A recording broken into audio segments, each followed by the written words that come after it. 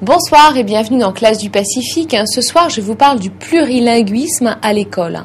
Traduction de parler et d'apprendre d'autres langues et d'autres cultures que la langue française dès l'école élémentaire. Alors, pourquoi, me direz-vous, apprendre les maths en Ngoné ou Andréou à l'école élémentaire? Eh bien, pourquoi? Eh bien, parce que c'est valorisant et enrichissant.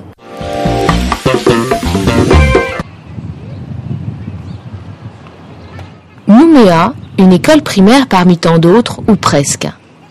Ici, 95 enfants ont une maîtresse qui les fait travailler dans une langue kanak. Depuis l'an dernier, 7 classes sont concernées, 5 heures par semaine. La maîtresse, c'est Chouba. Cette année, avec du recul, comme l'année dernière a été l'année de mise en place, je vois mieux cette année par rapport aux notions apprises l'année dernière que le fait de les revoir avec les enfants, le fait de voir qu'ils aient retenu quelque chose, mais moi ça me fait quand même quelque chose parce que ça passe mieux cette année au niveau des notions travaillées l'année dernière avec les enfants. Rosanna. Allez, vous allez en être côté? À tout le monde, travaillez bien. À la maison, ils parlent le français, ou le païchi, ou le nengoné. Bref, ce n'est pas forcément leur langue d'origine. Certains parents, quand ils viennent me voir en me disant moi, mon enfant, j'avais peur de le mettre en néoné parce que moi, déjà, à la maison, je parle telle ou telle langue. Moi, je leur dis, mais parce que ça, vous avez une vision d'adulte.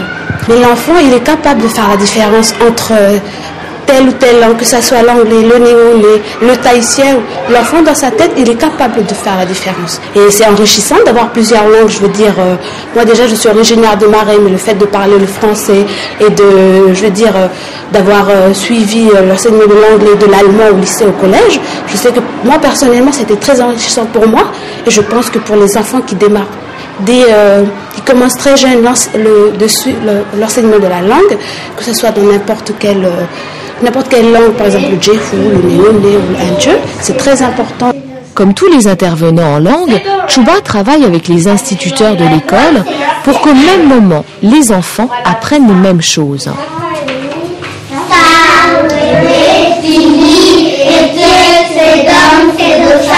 C'est la coordination des actions entre enseignants dans leur projet commun, indispensable.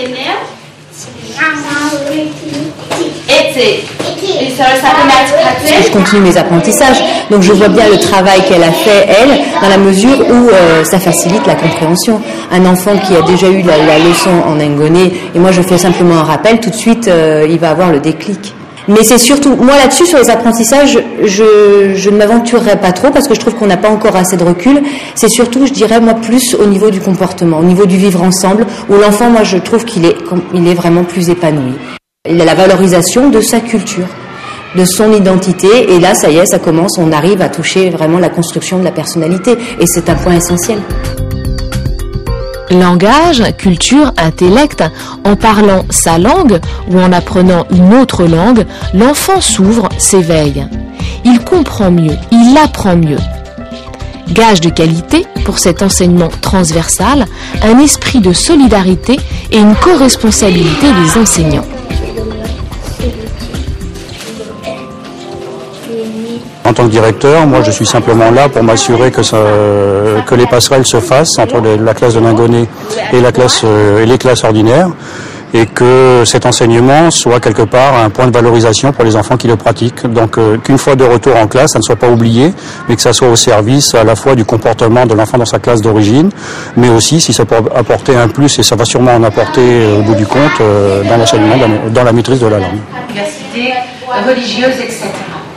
J'aime beaucoup ce que dit... Parler plusieurs langues, apprendre dans une autre langue est sans contexte enrichissant, stimulant et valorisant.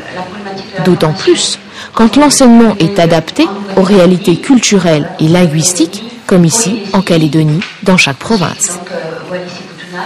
Et pour finir, la Guyane. Voilà. Je vous souhaite une bonne journée. Alors actuellement, petite précision, on enseigne 7 heures en langue et culture kanak à l'école maternelle et 5 heures en langue à l'école élémentaire. La DINC est en train de préparer des outils et des documents pédagogiques, mais le plus simple, pour en savoir plus sur ce thème, le net en général, et surtout le site de la DINC, de la Direction de l'enseignement de la Nouvelle-Calédonie, ou notre site cdp.nc. C'est sur ces 2 adresses que je vous laisse. Passez une très bonne soirée et rendez-vous mardi prochain.